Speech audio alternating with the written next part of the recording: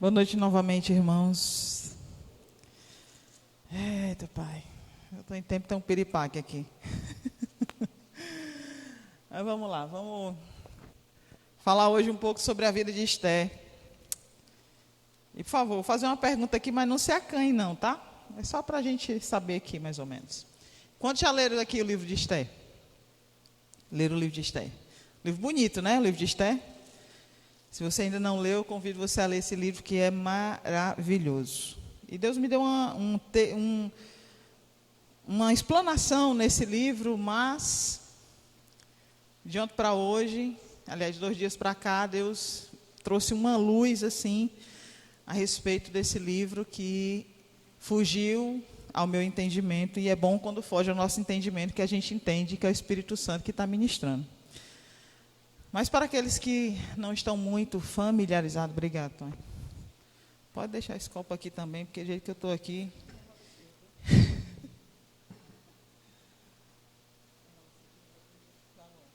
Obrigado, Antônio. Esther é uma mulher que se cruza num caminho de uma questão política e ética de um palácio de um rei. O rei Assuero, ele tem uma esposa chamada Vaste. Em um determinado momento, numa festa do palácio, ele manda chamar essa rainha. Essa rainha, por uma questão ética, se opõe aí até a presença do rei. E o rei, com seu ego, a sua vaidade, muito aguçada na frente de todas aquelas autoridades, digamos assim, outros reis e príncipes, fica com muita raiva, fica bravo, fica chateado ele. E aí ele destitui Vaste do seu cargo de rainha. Ela não é mais a esposa dele, por essa ação que ela teve. E isso foi uma questão de ética. E aí os conselheiros do rei chegam para o rei e dizem: eu tenho uma ideia. Vamos fazer um concurso de beleza. Digamos assim, a gente trazendo para a nossa linguagem hoje. Vamos pegar as mulheres mais bonitas da província, as virgens, vamos trazer para o palácio, dar um banho de luxo nas mulheres, vestir de ouro, prata e tudo que é linho mais fino, botar elas para fazer uma estética boa, muitos cremes no rosto e no corpo, e muito perfume, e vamos para frente. E aí o rei escolhe, aquela que te agradar, substituirá a rainha Vaste. A Esther entra no meio desse contexto. Esther é levada ao palácio e judia, e ela passa por todo esse processo de embelezamento e participa, digamos assim, desse concurso de beleza. E por graça de Deus, e por Deus ter um propósito para a vida de Esther, e por seu povo judeu, ela é escolhida, eleita a rainha. Ela acha graça em favor do rei. Quando ela entra na presença do rei, o rei cai aos pés dela, digamos assim, meio que apaixonado, fica meio que abobalhado quando vê Esther. E ela acha favor desse rei. E é escolhida dentre todas as moças virgens que estão ali, bonitas. Alguém achou a Esther lindíssima, por isso levou até o palácio. E ela se torna rainha. Só que no meio da briga política, a Esther já é rainha. E alguém chamado Ramã quer aniquilar com o povo judeu. E a Esther é judia. E é nesse contexto, nesse jogo, nesse pano político e ético, que Deus tem um propósito na vida de Esther, que é ajudar o seu povo a se livrar de um decreto de morte. Porque o decreto do rei era exterminar a raça judia. E Esther, como judia, teve uma atitude no meio desse contexto, que assim ajudou o seu povo, buscando a graça e a misericórdia de Deus, para se livrar desse extermínio. O título da nossa mensagem hoje é Descobrindo o Seu Propósito.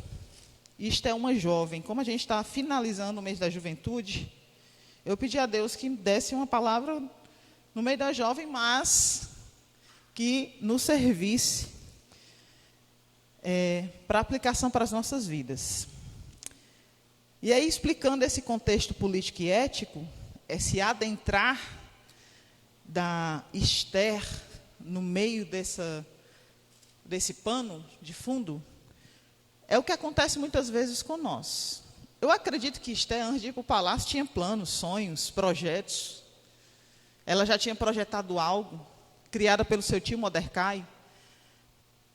É o que muitas vezes acontece conosco. Nós projetamos, planejamos, visamos o futuro, construímos o hoje, pensando muitas vezes no amanhã, mas de repente, por uma situação, circunstância, nós somos guindados por situações da vida que modificam toda aquela estrutura de plano. Foi o que aconteceu com Esther. Uma moça virgem, de um povoado, de uma raça, de repente, abruptamente, alguém decide que ela vai participar desse concurso de beleza, e aqueles planos de Esther vai por água abaixo. A sua vida é guindada, os seus planos são guindados. E ela se encontra no palácio. E é muitas vezes isso que acontece conosco. E a pergunta para esse texto que eu fiz, quando eu olhei para ele, foi: ok, o meu plano foi diferente daquilo que eu tracei, mas nesse plano, quando ele se torna diferente, a gente deve se fazer uma pergunta, e foi o que eu perguntei para o texto: quando é que nós descobrimos o propósito de Deus para a nossa vida? Porque Deus tinha um propósito para a vida de Esther, naquela mudança. Como é que se processa esse propósito, né? E muitas vezes a gente fica se perguntando: eu sei, Senhor, que o Senhor tem um plano, eu sei que o Senhor me quer para usar no teu reino, mas como é que isso funciona? Como é que esse plano vai ser posto em prática? Como, quando e onde o Senhor quer me usar? Quer usar a você? Então Deus me deu 4 pontos que podem nos ajudar a compreender como identificar esse propósito. E o texto que a gente vai ler agora, ele vai nos dar umas revelações de algumas respostas. O texto se encontra em Esther 4, de 1 a 16. Esther 4, de 1 a 16.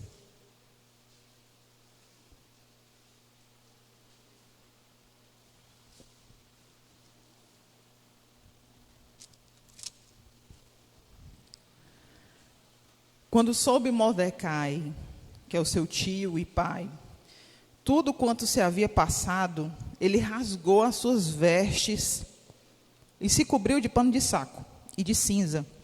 E saindo pela cidade, clamou com grande e amargo clamor. E chegou até a porta do rei, porque ninguém vestido de pano de saco podia entrar pelas portas do rei. Em todas as províncias onde chegava a palavra do rei e a sua lei, havia entre os judeus grande luto, com jejum e choro e lamentação. Nessa altura aqui, já tinha sido dado o decreto de extermínio ao judeu. E muitos se deitavam em pano de saco e em cinza. Então vieram as servas de Esther e os eunucos e fizeram-nos saber com que a rainha muito se doeu e mandou roupas para vestir a Mordecai e tirar-lhe o pano de saco. Porém, ele não as aceitou. Então Esther chamou Ataque, um dos eunucos do rei, e que este lhe dera para servir, lhe ordenou que fosse a Mordecai, para saber o que era aquilo e o seu motivo. Saiu, pois, Ataque à praça da cidade para encontrar-se com Mordecai, à porta do rei. Mordecai lhe fez saber tudo quanto tinha sucedido, como também a quantia certa de prata que Ramã prometera pagar os tesouros do rei pelo aniquilamento dos judeus. Também lhe deu o traslado do decreto escrito que se publicara em Suzã para os destruir, para que eu mostrasse a Esther e a fizesse saber, a fim de que fosse ter com o rei e lhe pedisse misericórdia, e na sua presença lhe suplicasse pelo povo dela. Tornou, pois, Ataque e fez saber Esther as palavras de Mordecai. Então respondeu Esther a Ataque e mandou-lhe dizer a Mordecai: todos os servos do rei e o povo das províncias do rei sabem que para qualquer homem ou mulher que, sem ser chamado, entrar no pátio interior para avistar-se com o rei, não há senão uma sentença, a de morte. Salva-se se o rei estender para ele o cetro de ouro, para que viva. E eu, nestes 30 dias, não fui chamada para entrar ao rei. Fizeram saber a Mordecai as palavras de Ester. Então lhe disse Mordecai que respondessem a Ester: não imagines que por estarem na casa do rei, só tu escaparás entre todos os judeus. Porque se de todo te calares agora, de outra parte se levantará para os judeus socorro e livramento. Mas tu e a casa de teu pai perecereis. E quem sabe se para conjuntura como esta que foste elevada a rainha? Então disse Ester que respondessem a Mordecai: vai, ajunta todos os judeus que se acharem em Susã, e jejuai por mim, e não comais e nem bebais por 3 dias, nem de noite nem de dia. Eu e as minhas servas também jejuaremos. Depois irei ter com o rei, ainda que contra a lei. Se perecer, pereci. Amém. Então, o primeiro ponto que o Senhor nos mostra, que o Senhor me mostrou e que eu vou trazer essa noite é como compreender e identificar esse propósito. O primeiro ponto é quando nós deixamos de olhar só para nós mesmos e começamos a olhar ao nosso redor. Até mesmo que acidentalmente pare no palácio, ela tinha uma preparação de 12 meses para adentrar na presença do rei. Vamos lá para Ester 2:12.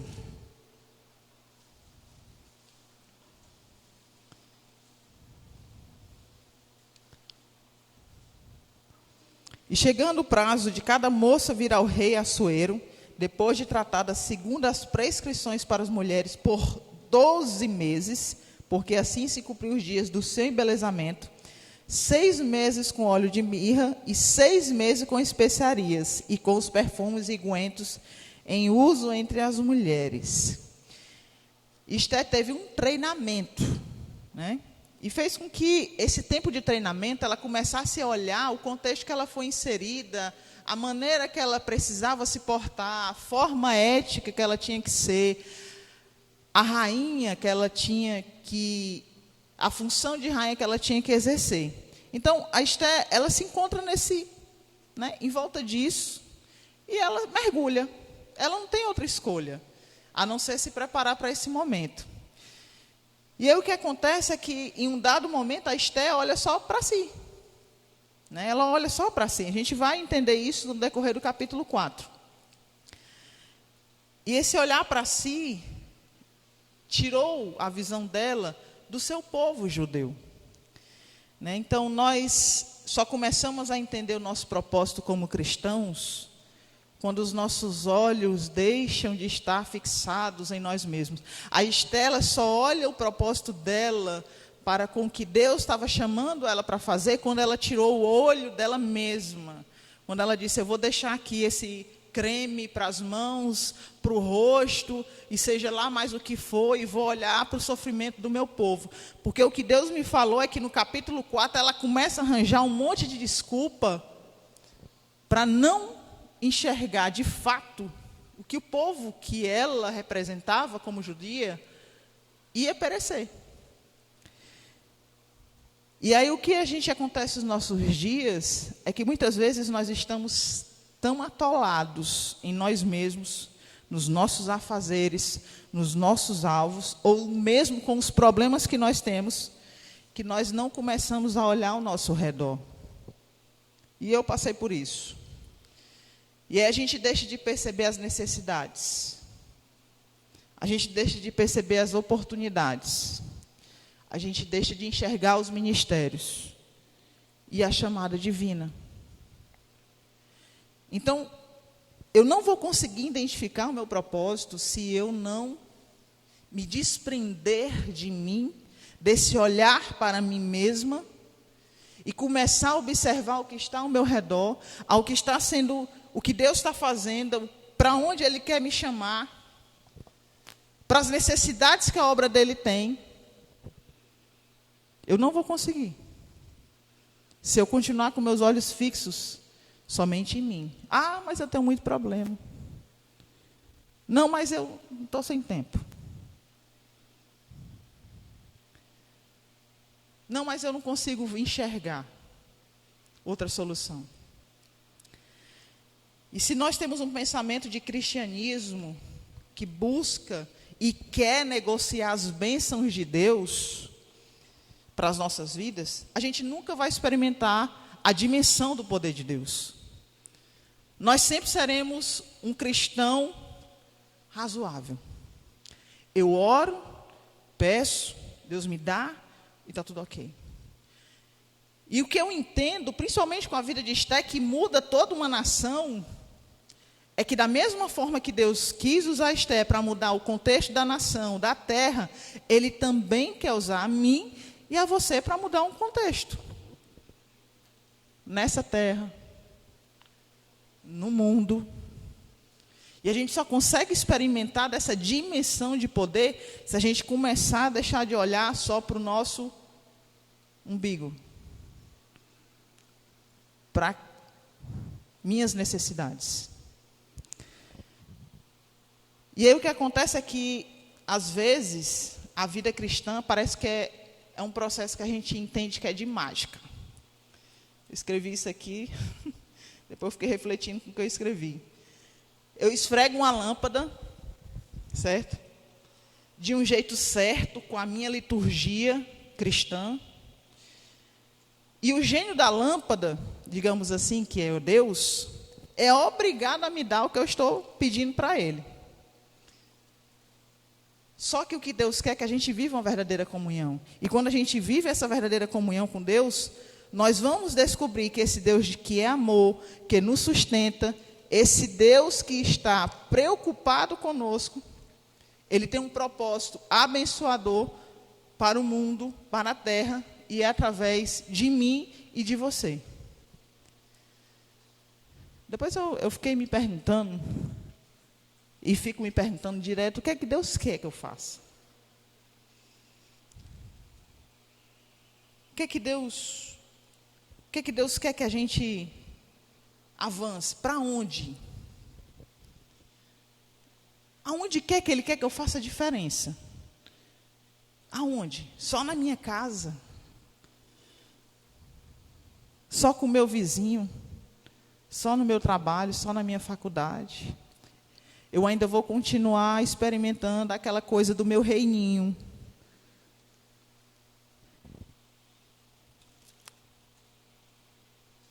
Nós não conseguimos entender o propósito de Deus para as nossas vidas se os nossos olhos estiverem fixados somente para o nosso reino. E uma coisa que a gente passa como ser humano é que nós somos treinados pela mídia, pelo nosso trabalho, muitas vezes em casa, lá fora, para que a gente preocupe só com os nossos problemas, com os nossos sonhos, e que as nossas buscas de felicidade sejam só nossas. Nós somos treinados a fazer isso. Nós somos treinados, jovens principalmente nessa fase, é treinado a garimpar um futuro melhor, a lutar pelos seus sonhos, a fazer isso e a fazer aquilo. Tudo meu, minha, meu projeto, minha felicidade. Quando Deus, quando nos chama, Ele tem um propósito para as nossas vidas, e não só naquela redoma que nós nos fechamos de meu e minha, mas do meu e minha de alguém, para que Deus cumpra através das nossas vidas algo para alguém. E aí eu tenho uma pergunta, 3, que não quero que ninguém me responda, obviamente, mas que a gente fique a refletir. Onde os nossos olhos espirituais estão fixados? Eu tenho orado só para o meu sonho? Só para a minha felicidade? Só para o meu plano? E as pessoas que estão sem Cristo? Que estão sem planos? e pessoas que Deus quer usar a mim e a você para cumprir um propósito, não só na minha vida e na sua, mas na vida daquela pessoa, assim como Esté ia cumprir na vida de todo o seu povo. O que seriam dessas pessoas? Onde os seus olhos espirituais estão fixados? Para onde estamos olhando? O que temos pedido em oração? Porque se a gente continuar alienado, nós vamos continuar sem ser o instrumento da graça de Deus. Se a gente continuar olhando só para nós, só para o que eu quero, só para o meu plano, só para o meu projeto, só para a minha felicidade, nós vamos continuar sem experimentar a graça de Deus. Se Esté olha só para ela, não pede o jejum, não faz oração, não tem a atitude de entrar na sala do rei, correndo risco de morte, o povo judeu iria perecer. Ia todo ser exterminado. Ela experimentou dessa graça. E nós temos experimentado dessa graça. Segundo ponto. Quando eu deixo de apenas tentar aliviar minha consciência diante das realidades que começo a perceber. À medida que Esté foi tomando a consciência da realidade que ela estava, porque ela ainda não tinha tomado, no começo do capítulo 4, ela começou a tomar atitudes que eram superficiais. E aí foi onde Deus me mostrou que Esté quase que apenas teve atitudes para aliviar sua consciência. Esté 4:4. Vamos reler aí. Ela tinha um desafio, a Esté. Então vieram a serva de Esté, os eunucos, e fizeram saber com que a rainha muito se doeu e mandou roupas para vestir a Mordecai e tirar-lhes o pano de saco. Porém, eles não aceitou. Um desencargo de consciência de Esté era mandar uma roupa para o tio boa. O que é o contexto do pano de saco cinza? Naquela época, quando havia grande dor no meio do povo, tinha algumas atitudes que se tinha para representar essa dor. Uns rasgavam suas vestes, outros se cobriam com o pó da terra. E nesse quesito aqui, o tio dela se veste de pano de saco e joga cinza nele. A cinza é aquela do fogão, que não é do botijão de gás, né? Seria a lenha. Ele pega aquela cinza e começa a passar no seu rosto. Por quê? Quando o homem ou a mulher chorava, as lágrimas que desciam faziam um rastro. E ali era uma representatividade histórica de que eu estava com muita dor. Eu tinha um processo de luto. E aí Esté, quando o Mordecai chega na porta do palácio, que ele não pode adentrar com aquelas vestes, ela tem um encargo de consciência para dizer assim, olha, tem uma realidade aí presente, mas eu vou tentar amenizar a situação para aliviar a minha consciência. Então ela mandou roupa para o seu tio. Mas o tio disse, eu não quero essa roupa. Eu fiquei imaginando o que é que Mordecai pensava. O que é que Esté está pensando? Qual o mundo que ela está vivendo? Sabe que ela está usando um creme Renil. Ela está achando que está arrasando. Eu vou já falar com ela para ela ver que, mesmo ela sendo a rainha, ela é judia. E aí muitas vezes quando nós percebemos os desafios do reino de Deus na terra, nós fazemos como Esté. Tentamos aliviar nossa consciência espiritual. Nós enviamos ajuda. Nós contribuímos com oferta. Nós não desenvolvemos. E nós não entendemos que também é nossa missão. É verdade ou não é?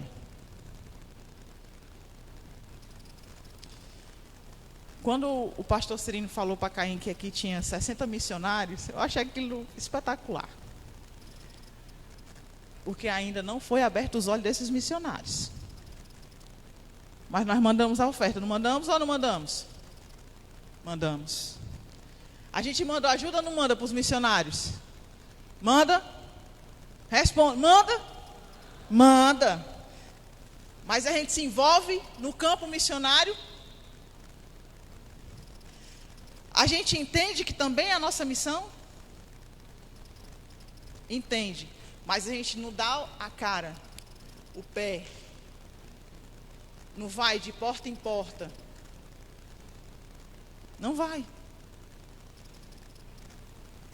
Eu escutei uma vez um testemunho que eu achei espetacular. Esse rapaz era engenheiro. E Deus falou com ele que ele tinha que passar 2 anos numa cidade. Que agora eu nem me lembro o nome dessa cidade. Eu sei que era de 15 mil habitantes, a igreja dele tinha 1.500. E ele passa 2 anos lá. Larga o emprego, aliás, pede uma licença não remunerada de 2 anos. Ele vai para essa cidade e Deus começa a trabalhar. Só que à medida que ele trabalha, tem as baixas e tem as ascensões, né? Tem aqueles que vêm e vão e tem aqueles que ficam. Só que os que estavam ficando eram muito pouco. E ele contando que desistiu.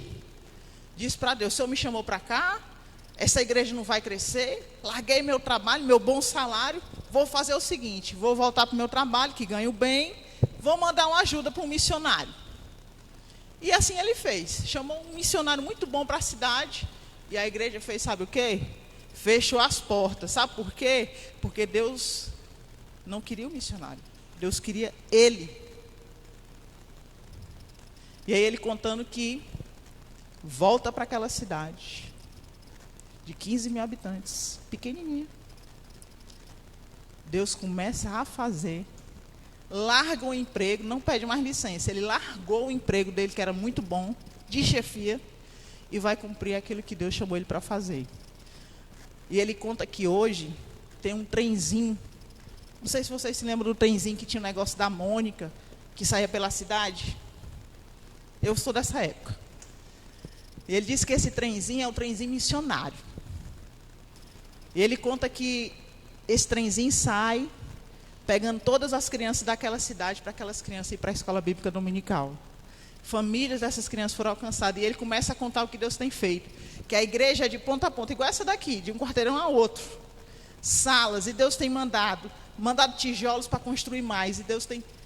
Sabe, se ele não tivesse respondido a missão, se ele tivesse só enviado a ajuda, a oferta, não tivesse se envolvido, a igreja hoje não tinha 1.500 pessoas servindo a Jesus. E aquela cidade alcançada. Quando eu olhei esse testemunho, eu fiquei pensando assim, poxa vida, Iguatu é grande. É grande. Mas eu não tenho feito nada. A ajuda que nós mandamos para os missionários é para um missionário local? Aqui, Iguatu? Não.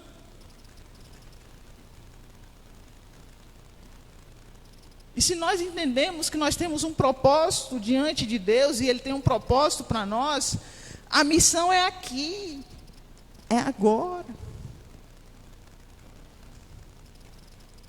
Eu ainda vejo, pelos olhos espirituais, as paredes dessa igreja aí sendo quebradas, para largar. Porque eu ainda creio que esse meu vizinho aqui, esse outro, esse da frente, esse vai ser alcançado por Cristo. Mas o que eu estou fazendo? Eu falei isso para Deus, eu disse, Deus, eu não estou fazendo nada. Eu não estou tirando meu tempo. Eu estou só com um negócio de hora, Senhor, manda missionário, Pai, abre a igreja.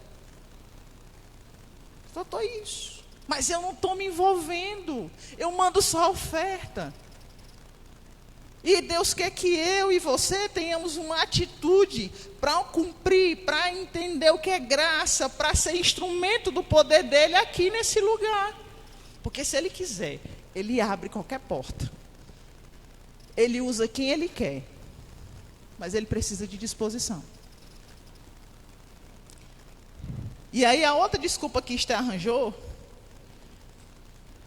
foi em Esté 4, 10 e 11.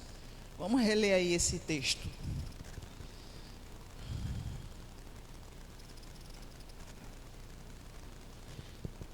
Esté 4, 10 e 11.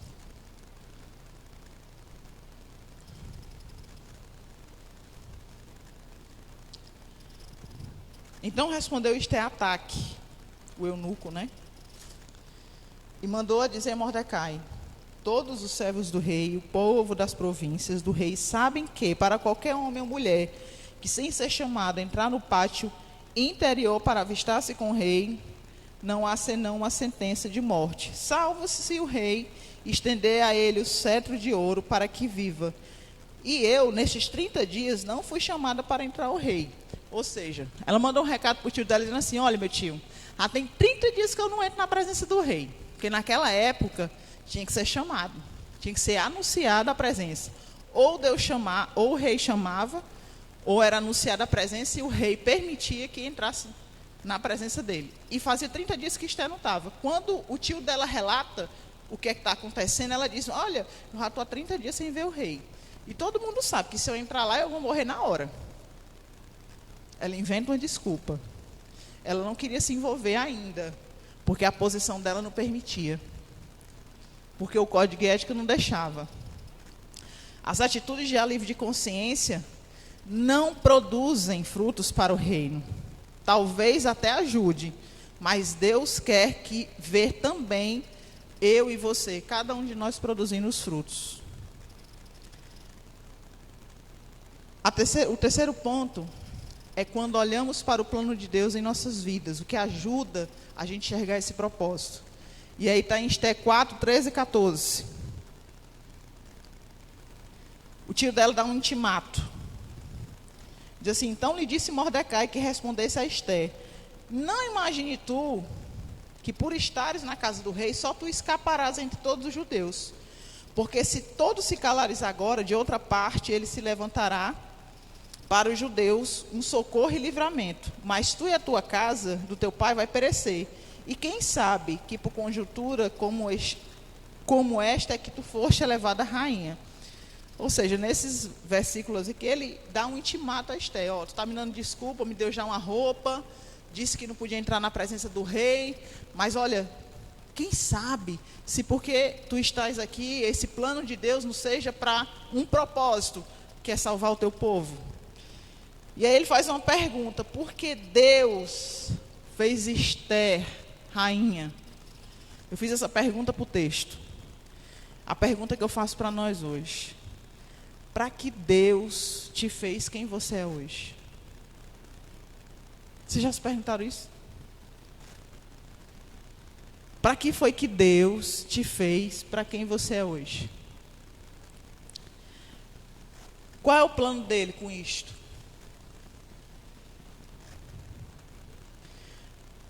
Quais são os projetos do seu reino que ele quer designar exclusivamente a você e a mim? Se a gente não conseguir entender esses planos, esse propósito de Deus para as nossas vidas, a gente nunca vai ter a resposta para essas perguntas. Nunca. Se a gente continuar alienado, olhando só para nós, se a gente for só demandando oferta, se a gente não quiser se envolver, se a gente disser, não, não é comigo, a gente nunca vai entender sobre graça, poder de Deus, e nunca vai poder responder o que é que ele quer designar exclusivamente para mim, o meu chamado, o meu propósito. A gente não vai responder. E é uma coisa a se pensar, se você não fizer, Deus vai levantar outro, e você vai perder a bênção e o propósito da sua missão, e os seus também perderão. Uma pergunta para quem é pai e mãe: os seus filhos têm referencial do poder de Deus em sua vida? Ou eles só têm referencial de murmuração? Ou ele só tem referencial de alguém que fala que ora, mas não ora? Que fala que Deus é bom, mas se reclama desse Deus que é bom? Depois que Mordecai tem essa breve conversa de mandado de recado para Esther, que ela vem com essas desculpas, não, mas eu não posso entrar pela... E ele diz, olha, mas Deus, pode ser que Deus tenha um propósito na tua vida, te fazendo rainha. Aí ela, cai na consciência dela. E aí a gente vai para o último ponto. A gente só consegue entender esse propósito quando nós buscamos a Deus o poder para realizar os desafios da sua obra. Gente, é fácil realizar a obra de Deus? Sim ou não? Não. Mas quem é o dono da obra? É eu ou é Deus? Pronto. Se a gente não sabe como fazer, se a gente não sabe para onde ir, não sabe como começar, não sabe nem como é que pega, bota a mão no arado. Se você pedir graça, Ele vai derramar o poder na minha vida e na sua para que a gente comece. E é coisa simples. Às vezes é o nosso vizinho que está precisando de uma palavra. Eu já me policiei muito e continuo me policiando e continuo me achando muito ruim. Sabe por quê? Porque tem vizinhos meus que passaram pelo processo de luto, perderam familiares. E eu não fui essa pessoa para dizer, olha, eu tenho um Cristo, que Ele preenche todo o vazio do nosso ser. Eu não fui essa pessoa não, gente. E eu não fui a pessoa para me ajoelhar no chão e dizer, Deus, eu não sei falar isso, mas eu sei que se eu pedir ao Senhor, aquele que pede,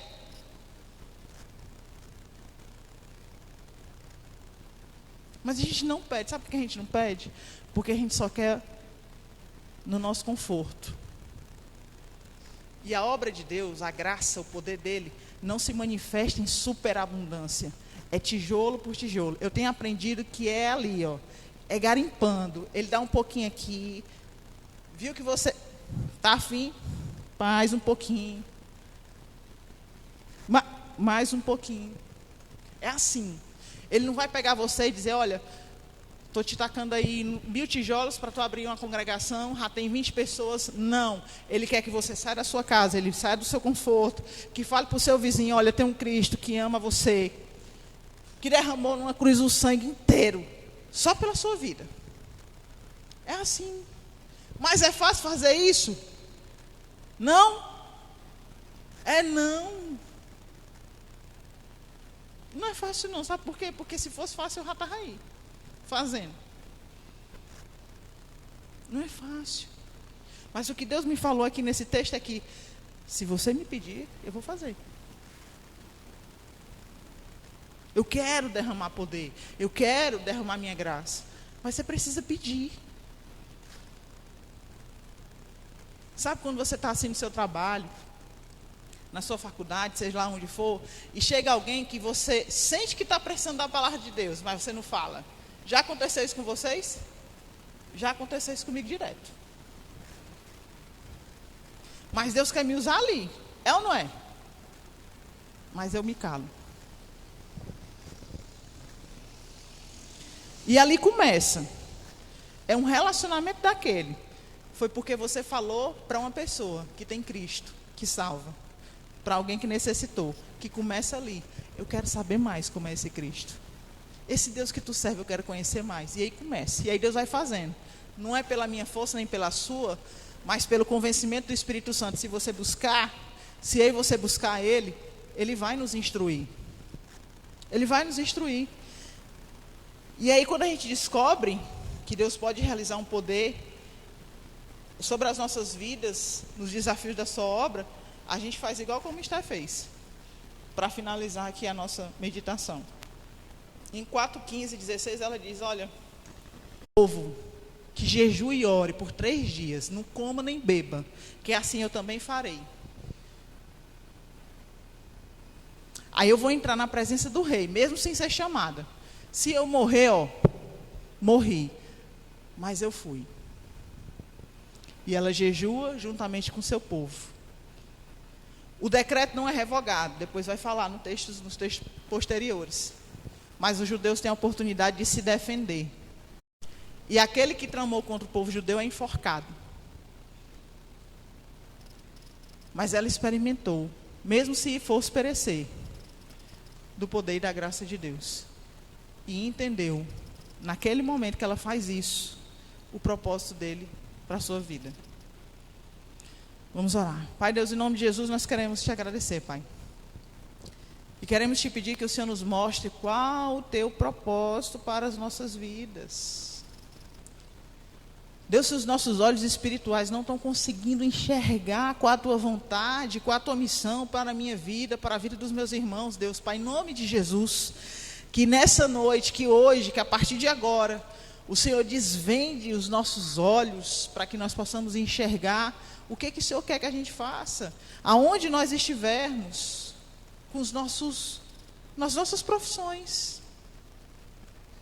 Deus, Pai, em nome de Jesus, que o Senhor continue a nos levantar, que o Senhor continue a nos mostrar, nos moldar, nos transformar, mas acima de tudo, que o Senhor continue a se revelar, que hajam mais joelhos dobrados, e se fazendo a pergunta: aonde os meus olhos espirituais estão fixados? Em mim ou na graça de Deus? Ó Deus, Pai, em nome de Jesus, tende misericórdia de nós. Nos ajuda a entender a Tua vontade. Obrigado porque até aqui o Senhor nos ajudou. Mas nós queremos mais. Nós queremos alcançar mais. Essa cidade é tão grande. Essa cidade é enorme. Os nossos vizinhos perecem e carecem desse amor. Nos ajuda, Pai, porque nós não sabemos como fazer, mas o Senhor nos capacita. E é em nome de Jesus que nós choramos. Amém.